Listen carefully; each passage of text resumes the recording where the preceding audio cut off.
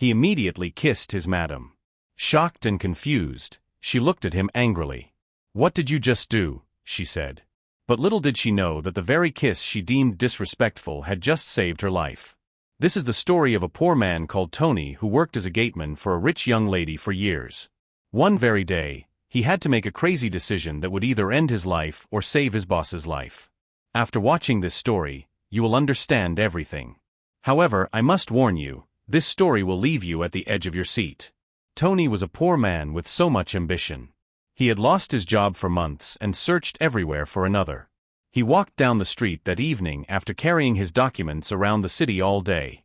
But when he arrived home, he was met with chaos. His belongings were packed outside. "Leave my house now," the woman screamed as she threw more of his things outside. "What is going on? Please, you're breaking my things. Careful. Stop it." Tony begged, but the woman continued. She was his landlady, a very mean old woman. She walked closer and pointed at him. "You are a useless man. Do you know that? You have been jobless for months. I gave you chances, but you have not paid your rent. Madam, please give me just 1 month. I'll make it up to you. Please give me a chance," Tony begged, but she was not interested. He was thrown out like trash and rendered homeless in an instant. Then suddenly, his phone rang. "Hello, is this Tony?" a voice asked. He was confused. Nobody had called him in months. All his friends had abandoned him. "Your job application has been accepted. You can come in. We will send you the address and details," the person said. Tony jumped for joy and knelt down, thankful. He had submitted his CV to multiple companies. "What company? Which of them accepted me?" he asked quickly. The caller sounded puzzled. "Company? Are you not the one that applied for the gateman role?" Tony's eyes nearly fell out of their sockets. His heart pounded as he clutched his chest. "Gateman? What? But how could he reject any job? I was jobless, homeless, with nowhere to go. I'm a computer scientist. How can I be a gateman?" he thought as he wiped the dirt from his clothes. "Yes, Ma, I will be there." "Thank you," Tony said gratefully, though deep inside he felt sad. The next morning, he got dressed, ready for the interview. After sleeping outside under a tree near a rusted shed, he decided to follow the address in the message. But when he got there, he was stunned. It was a gigantic house with massive gates, pools, and a water fountain. Suddenly, a beautiful woman drove in and stepped out. She wore a red tailored suit, her walk clean-cut and prideful. She approached him and shouted, "What are you standing there looking at? Close the gate." Tony was absolutely shocked but instantly ran to the gate and locked the massive mansion gate. "Also, I'll have you know that's your house. The gateman's house is over there," the woman said before walking off. The gateman's house was a very small place by the corner of the compound. When Tony walked in, it looked dirty and worse than the simple house he had lived in before losing his job. But what could he do? He had to manage it. Little did he know he was about to face even more hardship. His boss, Madame Remy, had a boyfriend. She was a working-class woman who could have focused on her life, but chose to date a man of lower class. Her boyfriend was a handsome younger man with no ambition. All he did was drink at home and play video games. But Madame Remy never complained. She seemed satisfied with the validation and status he gave her in society. She paraded herself with her boyfriend Kelly, pretending he was responsible, but deep down he was a major red flag. Madame Remy and Kelly soon found Tony to be their latest victim and were very mean to him. One Sunday afternoon, as Remy and Kelly prepared to go on a date, Madame Remy stepped out in a beautiful gown and together they shouted, "Where's that stupid gateman, Tony?" Immediately, Tony ran to the gate without question and opened it for them. This continued for months until a humbling experience struck. Madame Remy began to notice that someone was stealing money from her company. "What is going on here? I put 300,000 here last week, and now it's gone," she complained in frustration.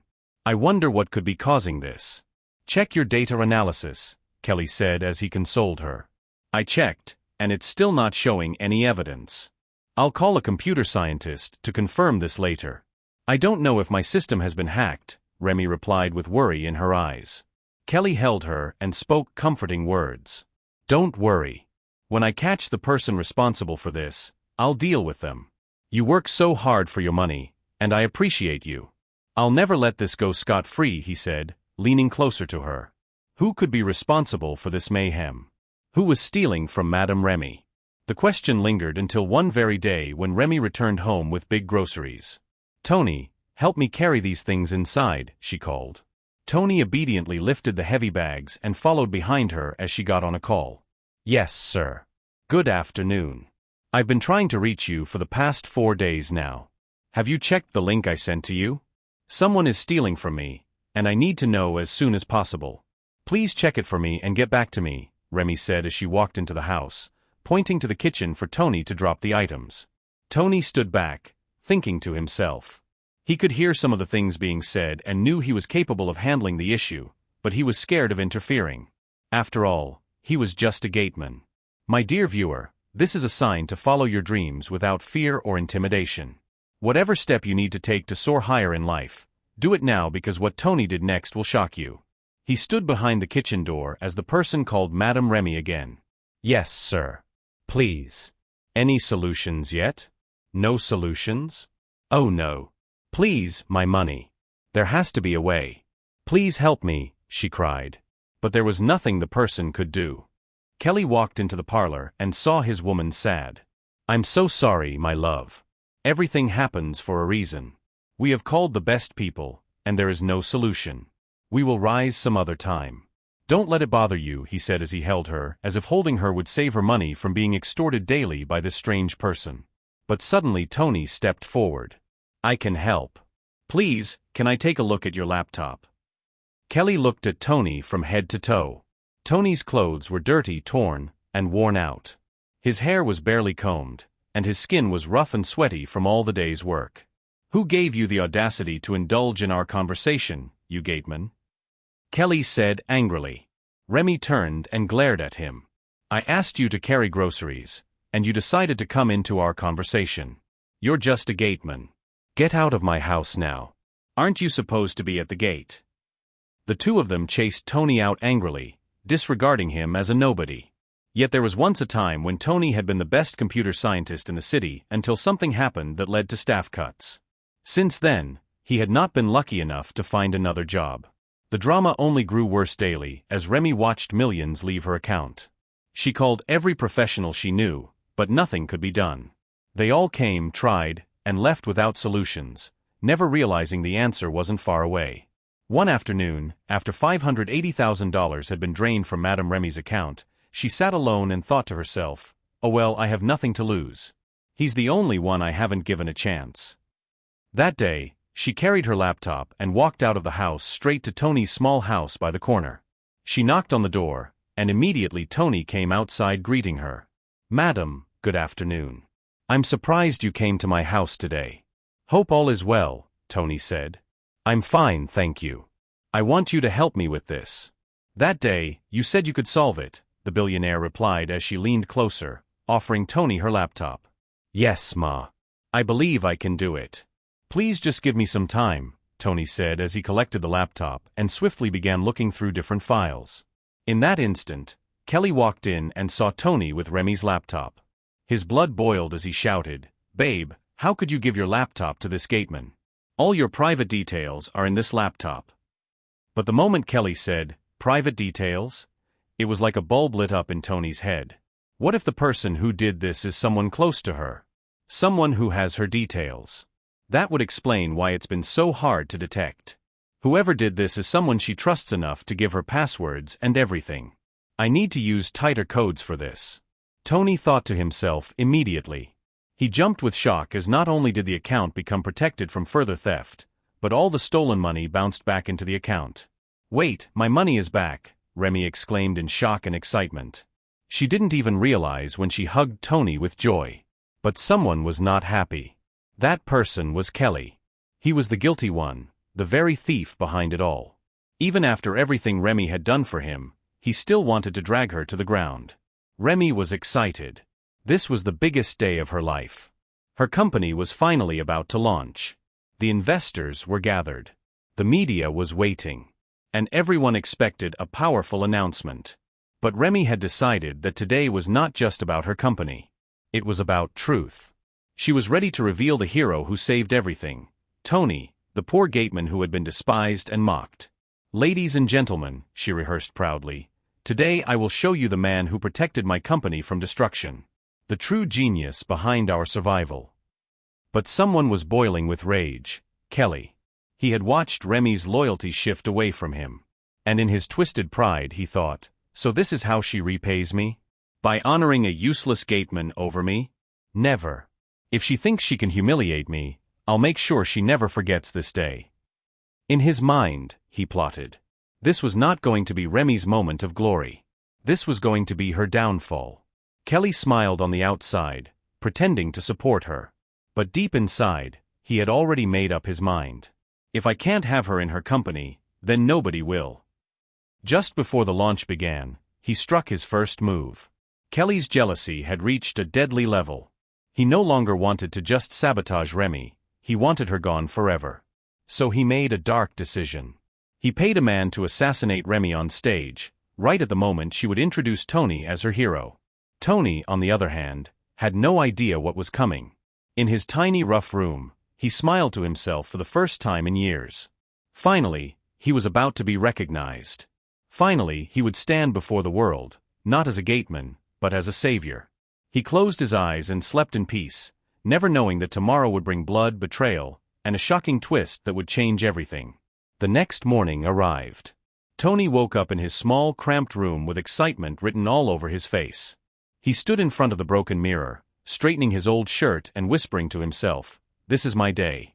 This is my chance. No one will ever look at me as just a gateman again. Today they'll see the real Tony."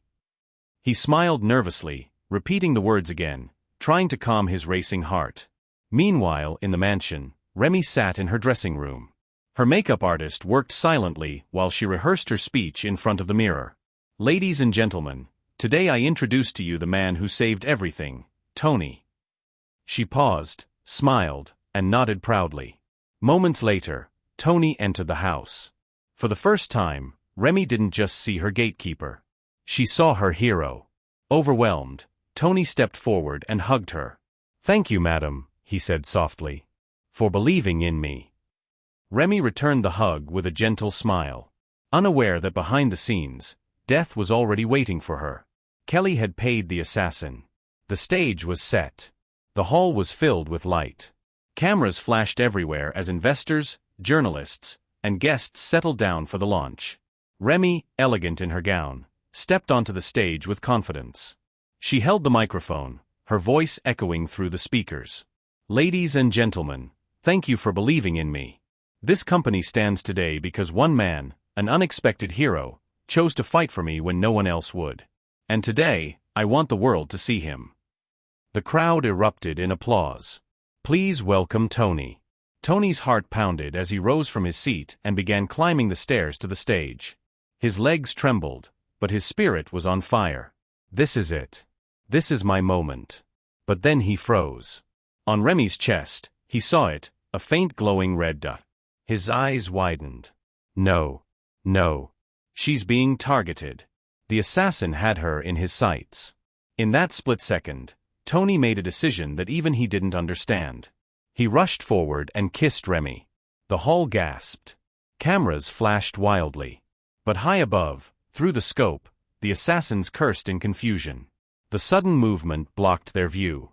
The kiss shielded Remy. They couldn't pull the trigger. In that one crazy, shocking moment, Tony's so-called disrespectful kiss had just saved her life. Kelly's face went pale the moment the red dot wavered.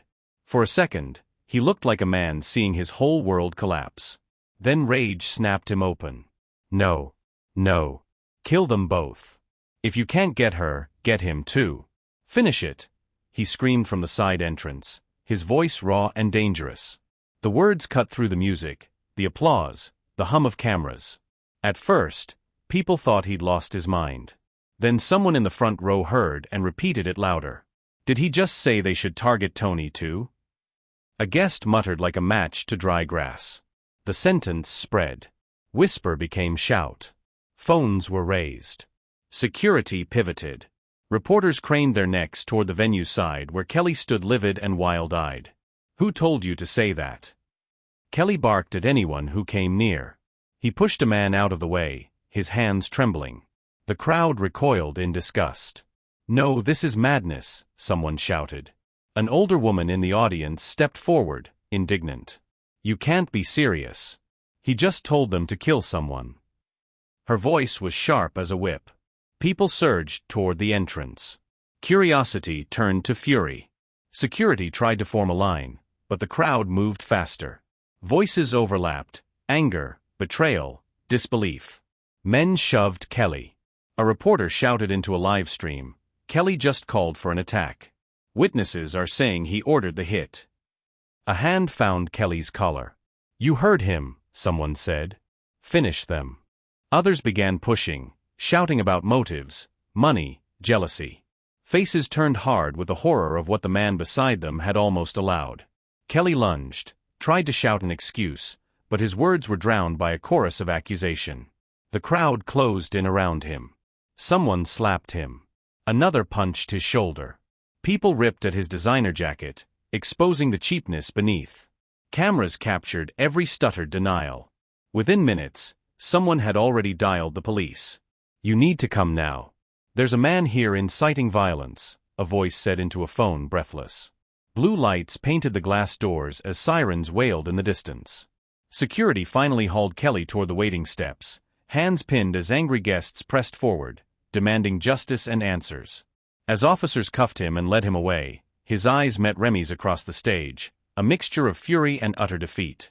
He screamed one last time, but the words were muffled by the roar of the crowd and the flash of cameras. On stage, Tony stood frozen, the weight of what he'd done settling in. Remy clung to him, trembling, but alive. The hall buzzed with one thought: if Kelly would do this, who else had he hired? Who else was involved? In that moment, Remy hugged Tony tightly on stage, her voice shaking with gratitude. "Thank you. Thank you for protecting me," she whispered, tears glistening in her eyes. The hall erupted in cheers. In front of everyone, Remy raised Tony's hand and declared, "From today forward, this man is not just a gateman. He is the reason this company stands, and I proudly promote him as chief of staff." The investors stood in applause. Other companies rushed forward, begging to hire Tony, each one desperate to claim his brilliance. Remy then turned back to him, her eyes soft. "Forgive me," she said, "for being so mean to you in the beginning. I was blind to your worth." Meanwhile, Kelly rotted behind bars, his schemes destroyed, his reputation gone forever.